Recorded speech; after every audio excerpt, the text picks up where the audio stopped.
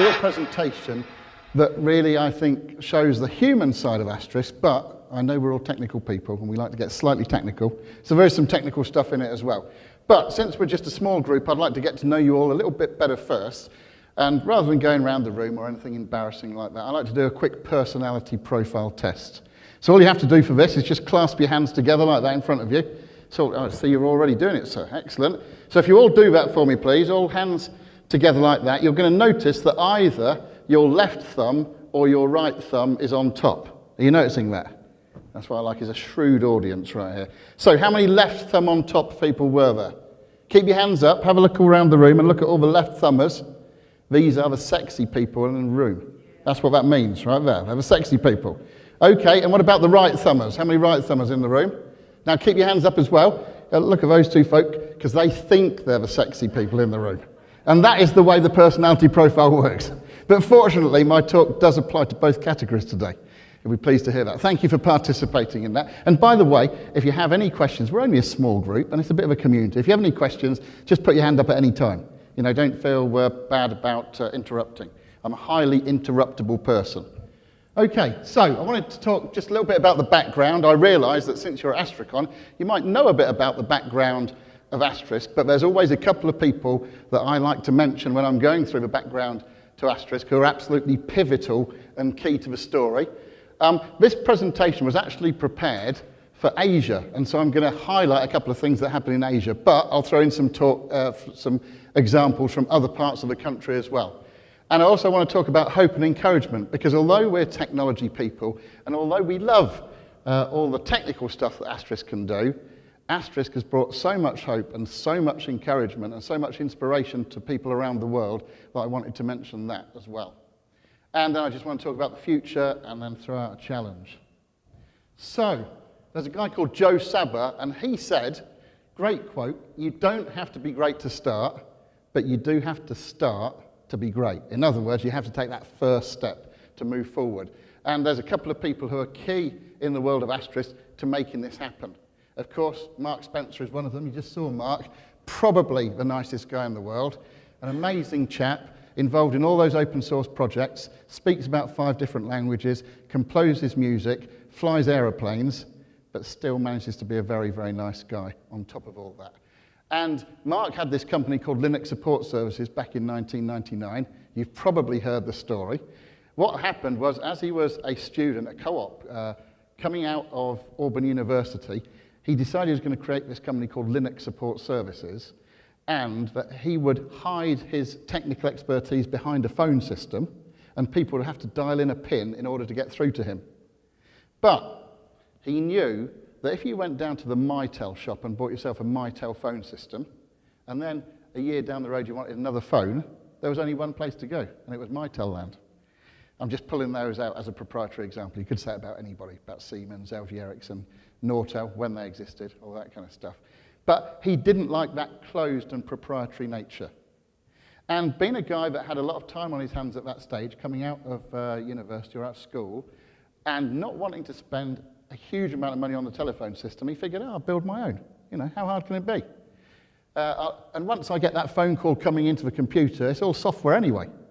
So I can do whatever I want with it. So that's what he decided to do. He created Asterisk, calling it Asterisk, because, as you know, in Unix, Asterisk means everything, doesn't it? If you do an RM star, that means remove everything. And so Mark wanted Asterisk to be everything in the world of telephony. And of course it is. A lot of people refer to it as the Swiss Army knife, because there's a blade for everything, isn't there? There's a blade for contact center, there's a blade for IVR, there's a blade for all sorts of different things, for voicemail. And he made it an open source project. Now that was 1999. Wind the clock forward to 2002, and you find that Asterisk has taken on such an amazing open source life of its own that Mark realizes that actually doing Linux support services is probably not the best thing to do.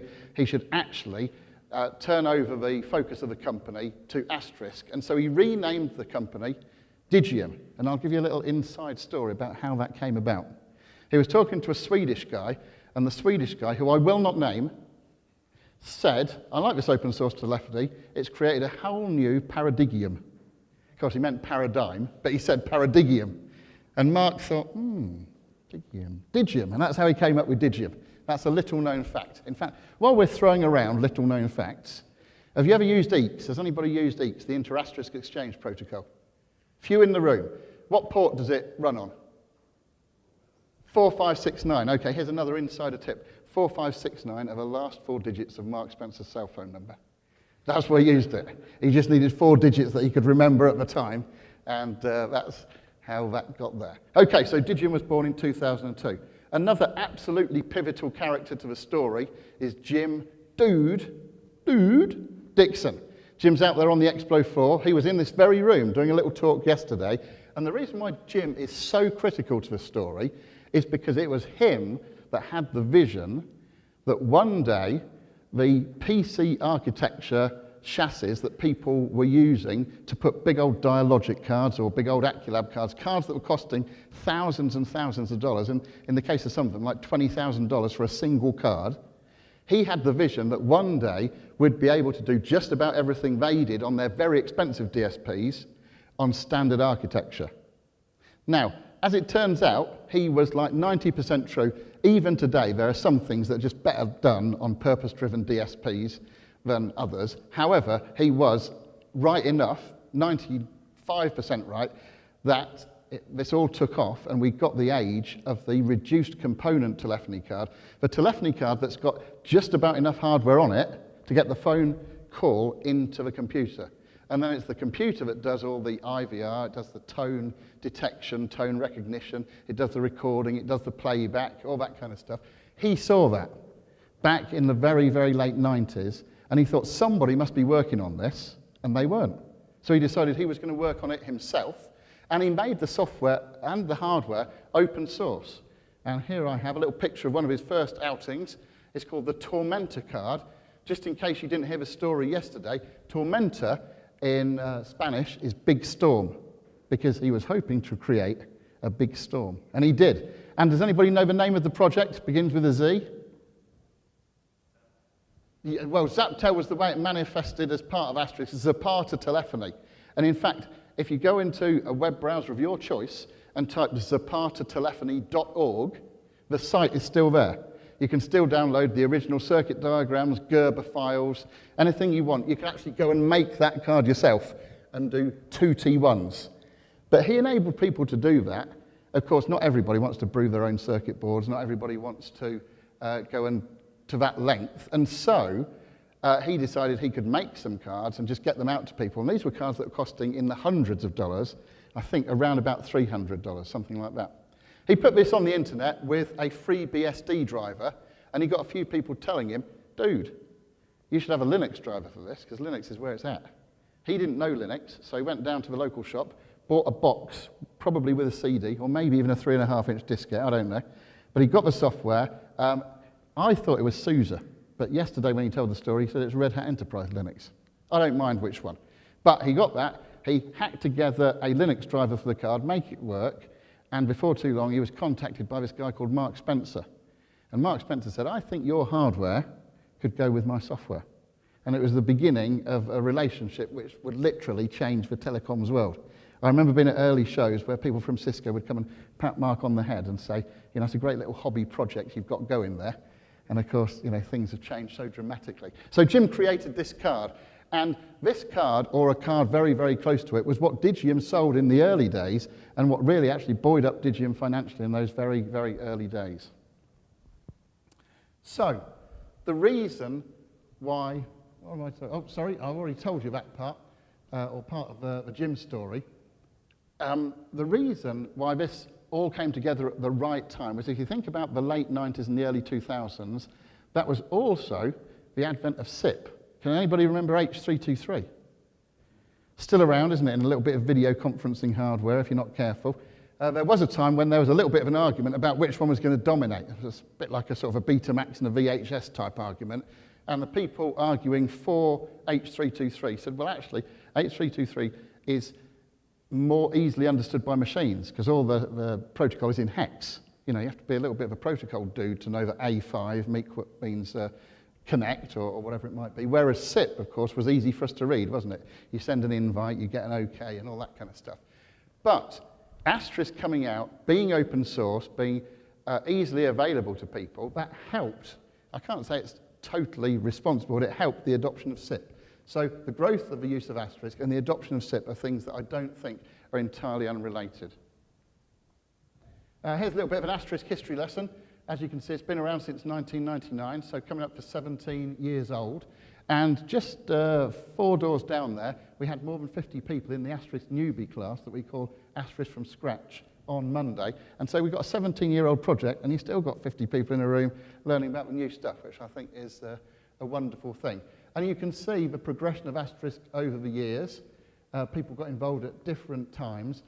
One thing I must point out, and that is just here, between Asterisk 11 and Asterisk 12. That's an important milestone right there, because had we not changed the numbering scheme to 10, 11, 12, that would have been a very good point to call it Asterisk 2.0, because the internal architecture of Asterisk was changed quite dramatically between 11 and 12. That's when we introduced the ARI, the Asterisk REST interface, the new bridging model, PJ SIP as an optional channel driver, all of them. Quite like the way that went, PJ SIP, very nice. All of that came in Asterisk 12, and so was enhanced in 13. Does everybody know the difference between a standard release and a long-term stable release here in the world of Asterisk? Just a couple of hands going up. So I'll just explain that. A standard release is one that's out there, and we might put new features in each dot release. And so not probably the one to put into production, because it's changing from one dot release to another. Whereas a long-term stable release, and 13 is the current long-term stable release, 14 is a standard release that's just come out. A long-term stable release, between the dots, we're doing things like bug fixing, security patches, that kind of stuff. Not really a lot of new functionality. It's possible, but it's less likely. And so that's the difference between the two types of release. Okay, oh, yeah, stop press. Asterisk 14 is out just now. So, the story of hope. How is it that Asterisk has created hope around the world? Well, in order to answer that question, I want to ask another question, and that is, how do we learn? What's the best way to learn, do you think? Any ideas? By doing. Yeah, by playing, by having a little go.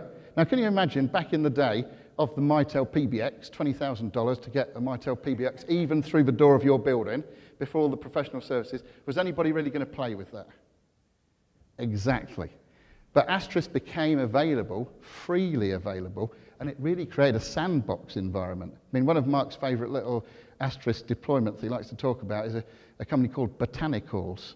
And all Botanicals did was hook up an Asterisk to some moisture sensors, and so your houseplants could phone you when they needed watering. I mean, it's quite a cute application, but was anybody going to do that with an Autel PBX?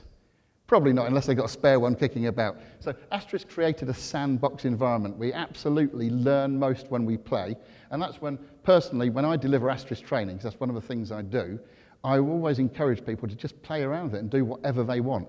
It's not just the business opportunity, it's doing the things, and getting enthusiastic about it. I was teaching one guy from the south of England, and after a while he said, my mum runs a one-woman florist business. It's just her in this florist business. She does flowers.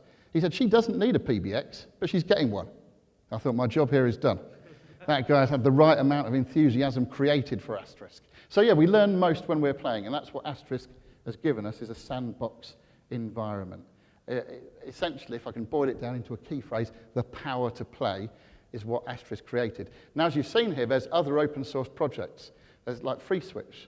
FreeSwitch is also an amazing open source project, but there wouldn't have been a FreeSwitch without the Asterisk. That came first, and so it created that kind of sector, if you like. And so Mark really did, with Jim, unleash something amazingly powerful to the world. So, Asterisk in Asia, we pretty much know. Anybody here not from America or South America? Okay, so a couple of English. We've got New Zealand at the back. Where are you from, sir, in the back there? New Zealand. Two New Zealanders in the same room. That must be some kind of Asterisk on record. Maybe we should get a photo opportunity at the end. Okay, well, that's great. So we perhaps know the Asterisk story from around our area, but this one is about Asia. Just a quick couple of slides about Asterisk in Asia. So one of the things that is very prevalent in Asia, of course it's prevalent in most parts of the world, but in Asia there's a lot of kind of quick opportunism. People jump on things pretty quickly, a strong desire for success, and they love a bit of Linux out there because it's free. They love that. And so all of that came together to be a bit of a melting pot for Asterisk to become very successful in Asia. And the ASTA conference slides that you saw me show in the keynote perhaps, we've been to Malaysia, we've been to Indonesia, we've been to China, we've also been to Myanmar, that's Burma. There's an Asterisk community in Burma. Admittedly, it's pretty much a fledgling Asterisk community because they've only just in the last couple of years allowed mobile phones.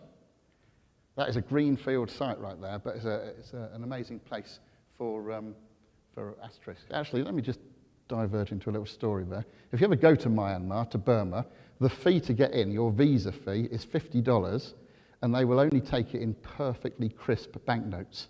If you present something that's folded or dog-eared, they won't take it. That's just my little travel tip, if you happen to be heading out to Myanmar. So, yeah, Asterisk in Asia is prevalent. That was one of the photos I think you saw in the keynote. That's ASTA Conference Asia. I think that one was in Malaysia. Maybe about 200 people coming to this kind of event. That was the Asterisk training class we were talking about. There's some other Asterisk training classes. Oh yes, there's some more Asterisk goings on. Again, I think that one was probably Malaysia. Okay, but the gift of hope is also important. And some of you might have heard of this. This is Asterisk in Africa. I think it's Uganda to be precise. And this was a bicycle-powered Asterisk. So, of course, you know, Asterisk has been Asterisk, and there's somebody bicycle powering the electricity there. But that brought communications to remote communities that in some cases didn't even have electricity, never mind communication. And so that really, really was a story of great hope. And I also believe, although I'm not entirely sure, that it was used in the post-earthquake Haiti to restore some communications as well. So Asterisk really bringing hope and encouragement there. Talking of encouragement, just over in Atlanta, there is the Georgia Calls project, which is an Asterisk-based project where they take offenders out of the prison system and they employ them in a contact centre that's entirely based on Asterisk. I don't think they teach them Asterisk. I think they're doing something on the contact centre. But it's really reduced the reoffending rate over there. So again, this is Asterisk contributing to a community in some very, very positive way. And then one of my personal favourites, over in Poland, there's an Asterisk community member called Jacob Klauser. I haven't seen him here this year. I think he's elsewhere. He runs a company called SS7 Technologies. He put an Asterisk-based system into a coal mine. And you can see they had a bit of an accident there with the lift shaft. Something went horribly wrong. And in this particular case, Asterisk was credited with saving a life. So that's just a wonderful, wonderful thing to hear. So Asterisk truly is giving hope and inspiration around the world.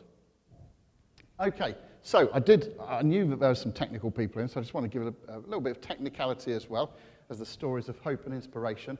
So Asterisk 13 is that long-term stability release, building on Asterisk 12, the new SIP stack, PJ-SIP, the new API, the Asterisk REST interface, and the new bridging model were the key components in that upgrade. Hot off the press, though, in Asterisk 14, we've got a DNS overhaul. There's a much better DNS facility. Now, this is a big one for people that are building massive servers, publishing extension states to a SIP subscription server, like a Camelio or an OpenSIPs. This allows the growing of much, much bigger systems. Well, we're talking about big systems, by the way. Anybody got any idea what's the largest number of calls anybody's ever had on a single Asterisk, so just the one box? Any guesses? Simultaneous? Yes, at the same time. Yes, with full media. I like that qualification, sir. Yes, so with full media, phone calls going through the server.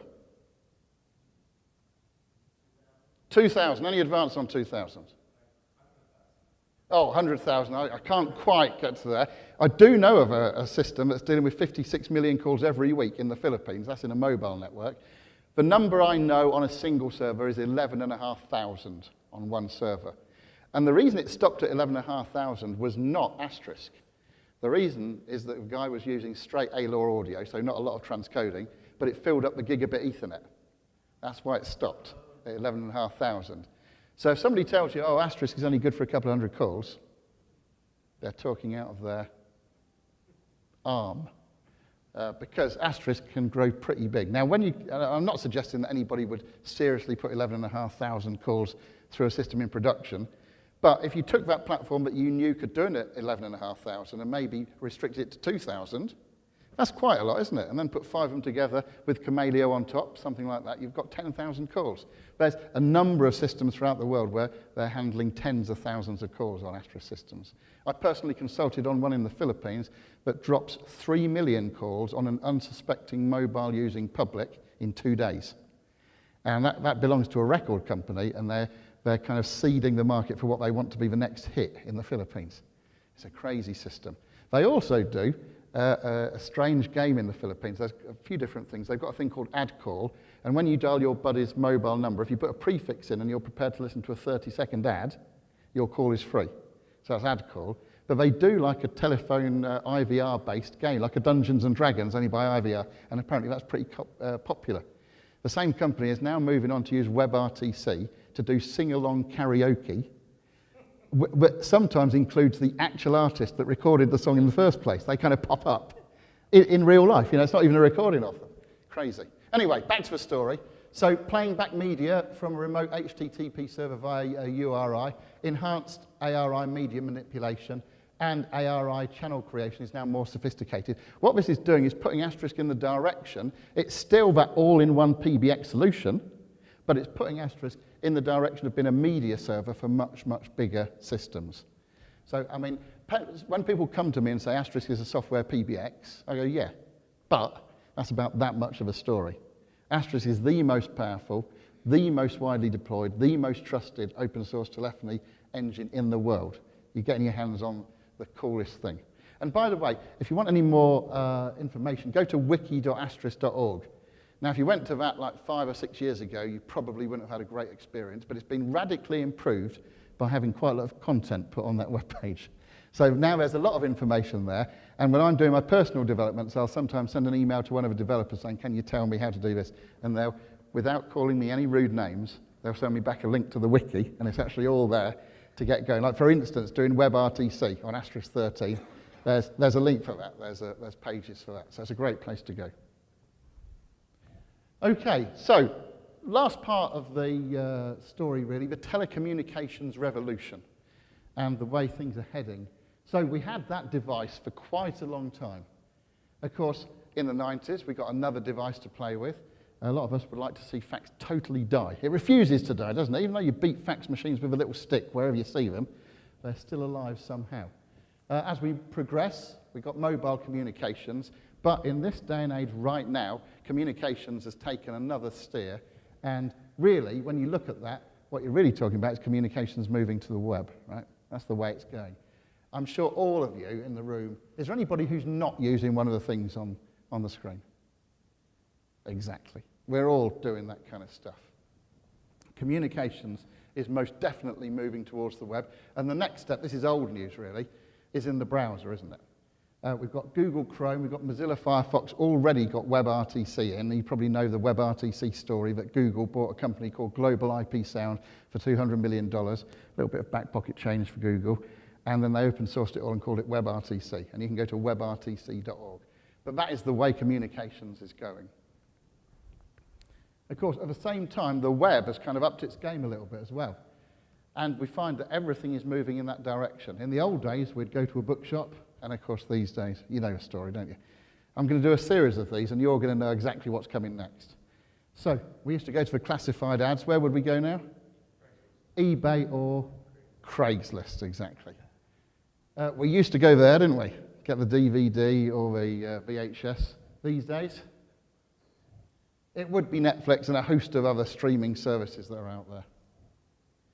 We used to, do you remember those old days when you had to sit down in front of a TV at a certain time of day to watch the thing you wanted to watch? Crazy. These days, of course, we do things a little bit differently. You can go out and get what you want when you want it. What about that one? Real estate. Zillow was on that list. Well done. If I was giving out candy, which I am wont to do from time to time, I don't have any with me right now, I would be giving one for that. Exactly. Okay, yeah, we all know this one, don't we? Yeah, the Uber and, of course, Lyft. And what about advertising agencies? Well, there is only one place to go these days, isn't there, with your AdWords and all your other SEO. So, all of that stuff has kind of moved to the web. You know, it starts off being this physical thing, moves to the web, and then its ultimate destination is it's going to become free at some stage. Hardware, software free seems to be the way that these things go. But the web itself has had to up its game to accommodate all this. Can anybody remember that? You knew you could click on it because it was blue and underlined. Do you remember that? And then when you clicked on it, it sort of went purple and underlined. Great days. Those were the old days. Static content, text-only kind of stuff. Then, of course, people got a bit more excited and started popping extra content on Ajax, all that kind of stuff, and things began to look a little bit nicer. Then, of course, we got the HTML5 era, and we've got all sorts of flashy stuff happening. Well, when I say flashy, it's flashy without the flash, right, because it says flash is dead just there. And now, certainly in Chrome and in Mozilla Firefox, and there was a very interesting chat in this very room yesterday by a guy called Chad Hart from Voxbone about WebRTC, and he was giving the progress with Apple Safari and with Microsoft as well. So those other people are coming along. But certainly with Google Chrome and Mozilla Firefox, we've got capabilities of WebRTC. In order to make that work, all we need is WebSockets, and they're there already for us to use. WebSockets have a client and server topology or technology and allow bi-directional full duplex communication, so are ideal for what we want to do in terms of communication. WebRTC, you can go to webrtc.org. There's APIs for capturing your microphone, capturing your camera, capturing on-screen video, and there's data as well, of course, for peer-to-peer. And, of course, that stuff is protected, isn't it? Because there's security and privacy issues here about capturing people's stuff. But there are facilities for that. For instance, you can use certificates to avoid having to do the clicking, allowed to use the camera, allowed to use the keyboard, that kind of thing. There's the architecture. We have the server in the middle, but the whole content is delivered on a peer-to-peer basis. So, what about putting those web communications in action? Well, Amazon Mayday, has anybody used that? Not quite, okay, fair enough. That's a WebRTC application. I'm sure you will have used Google Hangouts. Yes, Google Hangouts for the VUC, the VoIP User Conference, every Friday with Randy and co. That uses Hangouts now. Peer CDN, the Peer Content Delivery Network, is an example of a WebRTC service. So where does Asterisk fit into the whole WebRTC picture? Well, I'm sure you know a large part of this. Asterisk was the first open source communications engine to support WebRTC back in the day of Asterisk 11. It uses SIP over WebSockets. You may know that WebRTC itself does not mandate a signaling protocol. So you can use anything you want. The early adopters tended to use SIP because they'd already got it. But it's compatible with SIP.js, SIP JavaScript, and SIP-ML5 JavaScript libraries. Those two both provide soft phone stacks, so you can actually browse to a soft phone. Imagine that, a 100-seat contact center, and instead of putting phones on desks or even installing a soft phone, like a Zoiper or an X-Lite or a Bria or whatever, you just say, oh, it's easy, just open a browser and browse to myphone.digium.com. It's crazy, isn't it? Quite amazing. And there are people already doing this, by the way, with subscription services saying, oh, we've got a web, it's a web PBX, because all you do is browse to it and you've got an extension on that. So amazing. And we provide basic audio and video calling. And the thorn in the side until the announcement 2 days ago was that we didn't have Opus. People would go, you've got a WebRTC, but you haven't got Opus. And now we do have Opus compatibility, which is one of the mandated codecs in WebRTC. Okay, so Asterisk has been there doing it. Like I said, the first open source platform. And really, just like we did with SIP, we helped the adoption of it. 3-4 years ago, I was going to WebRTC shows, which were really early developers. And they would come out and do demos, and without exception, Asterisk would be in it somewhere. And it was, quite gratifying to see that it was a part of the picture. Okay, so coming back to how do we learn, it is, of course, by playing. And Asterisk has fostered the growth of people not only being able to play with that small PBX, but with larger and larger systems. Using Asterisk as a dynamic media server and bringing other components in to give enhanced scalability and resilience, redundancy. Things like Chameleo, things like OpenSIPs, using Homer for SIP capture, using Docker for better deployment or quicker deployments. You can build absolutely massive systems. So, I do like a quote. Zig Ziglar, one of my favourite motivational speakers, he said, you can have just about anything you want in life if you'll just help people get what they want. And what I would submit to you is that Asterisk has been a big, big part of the picture of getting people what they want. Asterisk has given everybody in this room and everybody in this whole conference so much. I leave you with the question, what can we give back to the community? Thank you very much.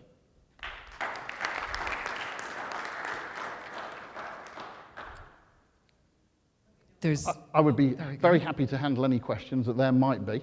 Let me know if there's any questions for David. And I'd also like to point out that photo opportunities with Alison are available. And David. But you have to pay extra if you want a kiss. Oh, my. Yeah. With you? Yeah.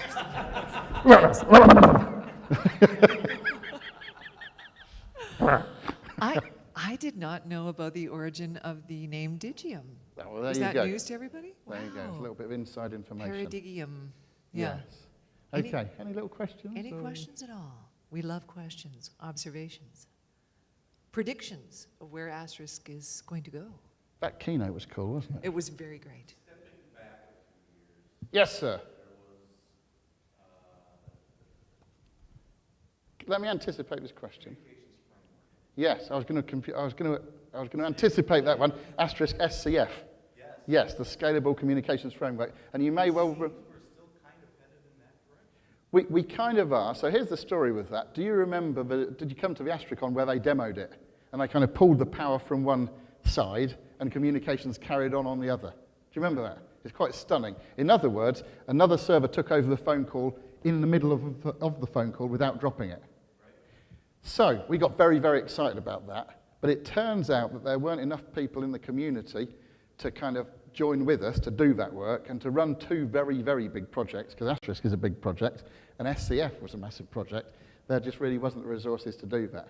And also, it turns out that businesses, while they will pay for a scalable and fault-tolerant system, that maybe, if a server goes down, pops another server under a floating IP address, you know, like an A and B swap over with a hot spare, they don't mind the calls dropping. Well, to the extent that they don't really want to pay the next $50,000 to kind of have that held up. So that's really what happened there. So there wasn't the level of community support we would have liked to actually do that. But a huge number of lessons were learned during that, and some of those lessons have popped up in Asterisk 12 and 13, and the very same software engineers that were working on that are now engaged in things in our current architecture. Was that a reasonable answer to the question? Fair enough. No kisses, though. No kisses. I've told you before, Greg. Okay. Any other questions? Go ahead, Simon. Put you on the spot here. Asterisk and FreeSwitch, Yes. both great projects, both have huge use cases. Yes. How would you characterize the difference in use case and application between today and going forward? Yeah, okay. I'm not sure I can predict the future, but I can give you a little bit of a background of the past that might kind of point to it. I don't know. So, everybody familiar with both Asterisk and FreeSwitch? Okay, so you perhaps know that around 2005, 2006, the FreeSwitch project started because some of the folk in the project were just not happy with the scale of Asterisk at the time. They wanted something that was a bit more carrier grade. So they went off and did FreeSwitch. And FreeSwitch was originally aimed at being a carrier grade project. It was aimed at doing the big numbers and high call volumes. And as such, it didn't really have kind of a lot of PBX functionality. Asterisk, on the other hand, was there with the PBX functionality, but at that stage wasn't kind of scaling up where people would like it. So over the years, Asterisk becomes more resilient, more scalable, handling thousands of calls. FreeSwitch ends up with more PBX functionality in it, until right now, you know, they kind of overlap pretty big time. And there's only a few things that Asterisk doesn't do and FreeSwitch does, or that FreeSwitch doesn't and Asterisk does. And so you do find people, there's quite an overlap of people that will use both, where they're trying to optimize certain things. So you're probably, in the main, only going to use one or the other. And I think the great thing that's happened is that we've come back together, because there's a bit of a riff at the time, to be frank, back in those days. Because you know, personality clashes and people going off doing their different things and flaming people on the mailing list and all that kind of stuff. But we've come back together, and we're at that place where we understand that we're actually brothers in the open source communications community rather than people kind of pulling in separate directions. Now, that doesn't answer the question about where we're going, I mean, to give you one example, if you were really, really hot on video and you wanted a video MCU, that'd be FreeSwitch right there, wouldn't it? Whereas Asterisk does video, doesn't do the MCU part. If you wanted amazing REST interfaces and stuff like that, you know, there's a few different things that you can compare. So I don't really feel in a position to kind of predict the future, but I do feel in a good position to say that I'm very pleased with where things are at the moment. What about you, Simon? You asked the question. What do you think? I think that view's changed in the last 24 hours, to be honest. This is my first Astricon, and to be honest, we haven't... Just call the camera in on that testimonial right there. Sorry. Sorry, carry on. It's your first... And we haven't used Asterisk in many years. Right. In production, at least. And it's evolved a long, long way. So the question was a genuine one, actually, because I'm sitting here looking at some of the things you put into 14 and looking ahead a couple of years and actually questioning some choices and questioning the direction of both projects. And, Right. And maybe there's, as you say, a lot less polarization than there used to be. Very much so. And I think the other thing was, not to put too fine a point on it, that there was... I beg your pardon? The question, Alan, was all about Asterisk and FreeSwitch and where they might go in the future. And I was kind of using a little bit of a history lesson to try and point towards that. At the time when Asterisk was not scaling, some people left the project and went off and did FreeSwitch. And what happened there was, in a number of cases, that view never changed. They never because they got disconnected from the project, so they didn't understand the way it had grown. And so I think now we're back together, people are beginning to understand that and see the differences, and there'll probably be, you know, many more people having thoughts provoked. Okay, one last question before we wrap up here, if anybody's got one. Okay, in that case, let me thank you. Oh, sorry. Thank you, I was doing the David. moderator's job. Let's have a hand for